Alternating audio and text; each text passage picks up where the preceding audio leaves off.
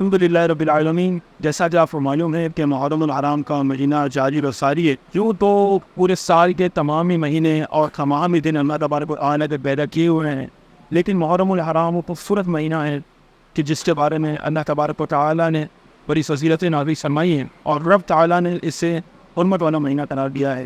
رسول اللہ صلی اللہ تعالیٰ علیہ وآلہ وسلم نے ارشاد فرمایا کہ محرم اللہ تبارک و تعالیٰ کا مہینہ ہے. تاریخ عرب پر رکھا دیکھا جائے تو ہمیں بات معلوم چلے گی کہ عرب کے جو بطوط ہیں کہ جو بات پر ان تلوار نیام سے نکال لیا کرتے تھے اور اپنی جان و دشمنی میں لگ جایا کرتے تھے، لیکن جب محرم الحرام کا چاند نظر آ جاتا تھا تو وہ بھی اس ماہ مبارک کی بڑی عزت کیا کرتے تھے. اور سرکار دو عالم علیہ السلام بھی تشریف آوری کے بعد تو اس مہینے پر چاند لگ گیا. آئیے ہمارے ساتھ موجود ہیں صاحبزادہ سید ذوالقرنین اشرف گیلانی صاحب، ہمارے سے کچھ سوالات کرتے ہیں. السلام علیکم ورحمۃ اللہ. وعلیکم السلام ورحمۃ اللہ. حضرت یہ بیان فرمائیے کہ محرم الحرام کی تاریخی اہمیت و فضیلت کیا ہے؟ جی ہاں، بہت اچھا سوال کیا آپ نے. محرم الحرام کی تاریخی اہمیت اور فضیلت کے بارے میں حضرت ابن جوزی رحمۃ اللہ تعالیٰ نے اپنی کتاب میں لکھتے ہیں کہ اللہ رب الجلال نے اسی دن یعنی یوم عاشوراء کو آسمان پیدا فرمایا، زمین کو پیدا فرمایا، عرش و کرسی، لوح و قلم تمام چیزوں کو پیدا فرمایا. اور اس کے علاوہ اسی دن حضرت آدم علیہ السلام کی توبہ بھی قبول ہوئی. اللہ، اسی دن اللہ رب الجلال نے حضرت یوسف علیہ السلام کو قید سے نجات عطا فرمائی. اسی دن حضرت یونس علیہ السلام کو اللہ تعالیٰ نے مچھلی کے پیٹ سے نجات عطا فرمائی.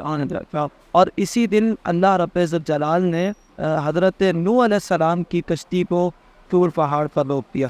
تو اس دن کی بڑی فضیلت ہے، اور یہ تو حضور علیہ السلام کی تشریف آوری سے پہلے تھی. اور حضور علیہ السلام کی بعثت کے بعد حضرت امام حسین رضی اللہ تعالیٰ عنہ کی شہادت اور شہداء کربلا کی شہادت کی یاد میں یوم عاشوراء منایا جاتا ہے. اس وجہ سے اس دن کی بڑی اہمیت اور پسندت ہے. ماشاء اللہ. صاحب یہ بیان فرمائے کہ اس مہینے کی یعنی محرم الحرام کی اور یوم عاشوراء کی احادیث مبارکہ کی روشنی میں کیا فضیلت ہے؟ جی ہاں، احادیث مبارکہ کی روشنی میں جو فضیلت ہے یوم عاشوراء کی، اس متعلق ہمیں ایک حدیث بات ملتی ہے. مسلم شریف کی حدیث ہے جو صحیح احادیث ہے. اس کے علاوہ بھی احادیث موجود ہے جو صحیح احادیث ہے، اس میں مسلم شریف کی حدیث پاک ہے. حضور علیہ السلام نے ارشاد فرمایا کہ مجھے اللہ رب الجلال پر یہ گمان ہے، یا حضور فرماتے مجھے گمان ہے، اس کا مطلب ہوتا ہے مجھے یقین ہے. سبحان، کہ مجھے اللہ رب الجلال کی ذات سے یقین ہے کہ یوم عاشوراء کے روزے کی وجہ سے اللہ تعالیٰ 1 سال کے گناہ معاف فرما. سبحان. تو یہ اس کی ایک مسلمہ اہمیت ہے اور فضیلت ہے یوم عاشوراء کی. اور اس کے علاوہ بھی کافی ساری احادیث اس بارے میں وارد ہوئی ہیں. جیسے بہت ہی مشہور حدیث ہے کہ رسول اللہ صلی اللہ علیہ وسلم نے فرمایا کہ اس دن یعنی یوم عاشوراء کو جس نے اپنے گھر والوں پہ دسترخوان وسیع کیا تو اللہ تعالیٰ اس کے لیے کشادگی فرما دینا، یعنی اللہ تعالیٰ اس کے رزق میں کشادگی فرما دے گا. اس طرح کی اور بھی بہت ساری روایات موجود ہیں، اگر صحیح حدیث ایک ہی موجود. اگر یہ بیان فرمائیں کہ اس صدر اس دن کے مسلمانوں کی تاریخ نہیں بلکہ تاریخی انسانیت میں اس طرح کا واقعہ پیش نہیں آ رہا کہ یوم عاشوراء کے دن اہل بیت اطہار کے ساتھ ہوا، لیکن اس دن لوگ جو ہے گھومنے کے لیے چلے جاتے ہیں، نوترن ایریاز میں چلے جاتے ہیں. اور اس وقت آپ اگر دیکھیں تو کافی تعداد ہے لوگوں کی جو گھومنے کے لیے نکل چکی ہے، اور وہ اس دنوں سے جو ہے تقدس کوئی ہے ہی نہیں، مطلب کوئی جس سے کچھ ہوا ہی نہیں ہے. پر یہ بڑے اہمیت والے دن ہیں، اس میں اگر آپ کوئی وظیفہ بیان کرنا. جی ہاں، یہ بڑے اہمیت والے دن ہیں، اور اس دن میں مسلمانوں کو چاہیے کہ وہ تمام کاموں کو چھوڑ کے عبادت اور ریاضت کریں. اور ان دنوں میں عبادت اور ریاضت کرنے کو بزرگان دین اور اکابرین نے بہت زیادہ ترجیح دی ہے، بلکہ محرم کے 1 محرم سے لے کے 10 محرم تک روزے رکھنے کا بھی بعض صوفیہ نے حکم دیا ہے. اور اس کے علاوہ بھی ہم نے یہ دیکھا حضور مخدوم سمنانی رحمۃ اللہ تعالیٰ علیہ کے بھی معبودات میں سے یہ تھا کہ آپ کو محرم کا چاند نظر آتے ہی عبادت اور ریاضت فرق چاہتے تھے اور کثیر عبادت کیا کرتے تھے ان خاص دنوں میں، یعنی پہلے عشرے میں یوم عاشوراء پر. تو یہ تو ہمیں چاہیے کہ ہم پکنک منانے سے بہتر ہے، ہم ادھر ادھر گھومنے پھرنے سے بہتر ہے سی سائڈ اور فارم ہاؤس اور ادھر ادھر لوگ جاتے ہیں. اس سے بہتر ہے کہ ہم ان دنوں کو خاص طور پر تقدس والا سمجھتے ہوئے، جیسے کہ اللہ تعالیٰ نے اسے غربت والا مہینہ بھی قرار دیا ہے، تو ان دنوں کو تقدس کے طور پر سمجھتے ہوئے ہم ان میں عبادت کریں اور اپنے آپ کو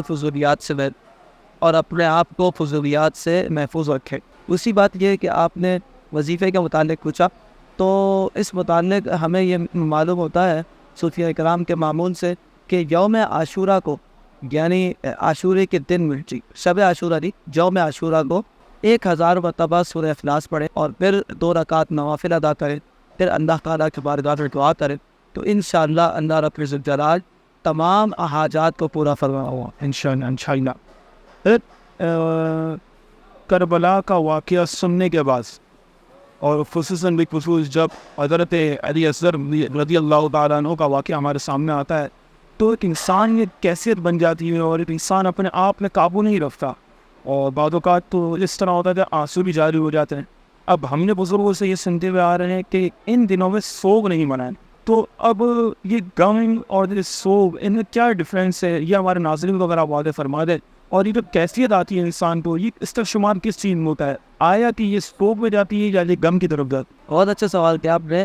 اس سوگ کے متعلق دیکھیں، ہم اہل سنت و جماعت کا ایک خاص طریقہ ہے کہ ہم غم مناتے نہیں. یعنی غم منانے سے کیا مراد ہے؟ تو میں دیکھ رہا تھا اردو لغت میں، تو سوگ کہتے ہیں یعنی غم منانا، اور غم منانے میں یہ ہوتا ہے جیسے ماتم کرنا اور اپنے آپ کو پیٹنا اور سیاہ لباس پہننا، یہ سب سیاہ لباس اسی میں شامل. جی یہ سب جو ہے نا سوگ منانے پر آ جاتا. اور الحمدللہ کوئی بھی امام حسین رضی اللہ تعالیٰ عنہ کا غم مناتا نہیں. صرف یہ روافظ کا کہ وہ امام حسین شہدائے کربلا کی یاد میں وہ سوگ مناتے ہیں. ہم کوئی سوگ نہیں مناتے اور نہیں منانا چاہیے، کیونکہ رسول اللہ صلی اللہ علیہ وسلم نے 3 دن سے زیادہ سوگ منانے کا منع فرما دیا. تو حضور نے منع فرما دیا تو سرکار جانے کائنات ہیں ہمارے لیے، چاہے حضور علیہ الصلوۃ والسلام کے نواسے ہو یا کوئی بھی ہو، کائنات کی کوئی بھی شخصیت ہو، کسی کا سوگ نہیں منایا جائے گا 3 دن سے زیادہ. تو اسی لیے ہم سوگ نہیں مناتے اور نہ اس کی اجازت دیتے ہیں. بلکہ اگر حضرت امام حسین رضی اللہ تعالیٰ عنہ، حضرت امام حسن اور جتنے نفوسان قدسیہ اہل بیت اطہار کے ہیں، ان تمام کے ذکر سے اگر کسی شخص کا دل اگر نرم ہو جائے، اس سے رودا آ جائے، تو یہ سوگ منانے میں نہیں آتا. بہت شکریہ. حضرت ایک بات اور بیان فرمانے ہیں، ہم نے یہ دیکھا کہ لوگ عاشورے والے دن اہل سنت باقاعدہ نام ان کے لیبل اہل سنت کا ہوتا ہے، لیکن وہ تعزیہ نکالتے ہیں. اس تعزیہ کی حقیقت کیا ہے اور کیا تعزیہ منانا جائز ہے؟ اس بارے میں نا 2 چیزیں ہیں. پہلی بات تو یہ ہے، ایک چیز ہے شبی جسے لوگ تعزیہ کہتے ہیں، اور ایک چیز ہے تعزیہ. شبی کسے کہتے ہیں؟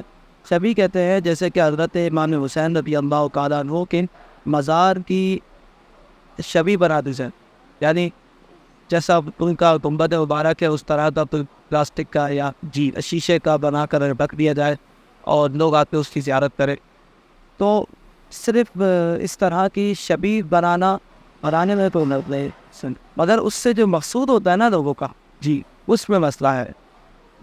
اس سے لوگوں کا مقصود یہ ہوتا ہے کہ دوسرے لوگوں کو متاثر کرنا اور لوگوں سے پیسے ڈلوانا، منتیں منوانا نیاز کے نام پہ، اور پتہ نہیں کیا کیا اعتقادات اور عقائد بنائے ہوئے لوگوں نے اپنے پاس سے، کہ اگر یہاں کسی نے پیسے رکھ دیے تو اس کے سارے کام ہو جائیں گے، یہاں کسی نے پیسے رکھ دیے اگر شادی نہیں ہو رہی تو شادی ہو جائے گی، وہ جھولا رکھ دیتے ہیں اولاد ہونے کے لیے. تو اس طرح کی یہ خرافات جتنی بھی ہیں، اس کو علماء نے منع فرمایا.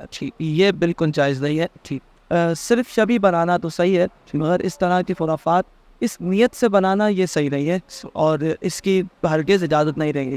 دوسری چیز یہ ہے کہ وہ تعزیہ ہی بنایا جائے، یعنی تعزیہ سے مراد یہ ہے کہ نہ وہ شبی ہے نہ وہ کچھ ہے، بس وہ میں تو سمجھتا ہوں کہ ڈیکوریشن ہے. ڈیکوریٹ کر کے انہوں نے بہت اچھا سا فانوس لگایا ہوا ہے اس کے اندر اور عجیب قسم کا کچھ بنایا ہوا ہے، لوگ اس پہ بھی اعتقاد رکھتے ہیں. میں تو حیران ہوں، اتنے بول بجا رہے ہیں، انصاف نکال رہے ہیں. اتنی حیرانی ہوتی ہے کہ یہ تو زمانہ جاہلیت کے اعتقادات میں سے تھا، یہ آج کہاں سے آ گیا. اور پھر مجھے افسوس یہ بھی ہوتا ہے کہ لوگ اپنے آپ کو سید بھی کہتے ہیں، اس کے بعد یہ تمام خرافات بھی کریں گے. تو میں تو یہ سمجھتا ہوں کہ اگر وہ صحیح نسب سادات ہیں تو وہ سوچنا چاہیے کہ ہم یہ کر رہے ہیں، کیا یہ اسلام نے اس کی اجازت دی ہے؟ یہ تو سراسر ناجائز ہے. چلو شبی بنانے کو تو ہم بنانے تک رکھیں، اس کو تو بنانا بھی صحیح نہیں ہے. اس کو بنا کے کیا کرنا ہے؟ کوئی مسئلہ ہی نہیں، صرف اور صرف پیسے کا ضیاع ہے اور کچھ بھی نہیں. اور اللہ رب ذوالجلال نے اس طرح فضول اپنے پیسے کو ضائع کرنے کو ممانعت فرمائی ہے. ہمیں چاہیے کہ ہم ان تمام خرافات سے دور رہیں، ذکر امام حسین کریں. جیسا کہ آپ کو پتہ ہے ہمارے جامع مسجد امیر حمزہ میں کتنا زبردست پروگرام ہوتا ہے اور تقریباً 2000 سے زائد افراد آتے ہیں اور ذکر امام حسین ہوتا ہے اور لوگ سنتے اس طرح ذکر بنائیں. اور حضرت امام حسین رضی اللہ تعالیٰ عنہ کا ذکر اور شہدائے کربلا کا ذکر کرنا، یہ ان دنوں میں یوم عاشوراء کو اور ان دنوں میں خاص یہ بہت ہی فضیلت کا حامل ہے.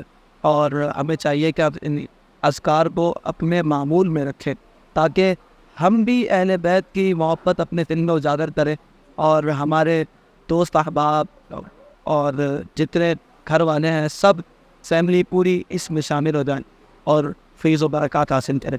بہت شکریہ شاہ صاحب. یہاں پہ صاحبزادہ سید سلطان نصرت جیلانی صاحب محرم الحرام کے حوالے سے نہایت ہی گفتگو فرما رہے تھے، جس کے اندر آپ نے محرم الحرام کی اہمیت اور جو فضولیات آج کل رائج ہو چکی ہیں لوگوں کے اندر، اس کے بارے میں تفصیلی بیان فرما رہے تھے. اللہ تبارک و تعالیٰ سے ہم دعا کرتے ہیں کہ اللہ تبارک و تعالیٰ ہمیں اس ماہ مقدس کا ادب و احترام کرنے کی توفیق عطا فرمائے. سیدنا امام حسین رضی اللہ تعالیٰ عنہ کے مشن پر عمل کرنے کی توفیق عطا فرمائے. السلام علیکم ورحمۃ اللہ.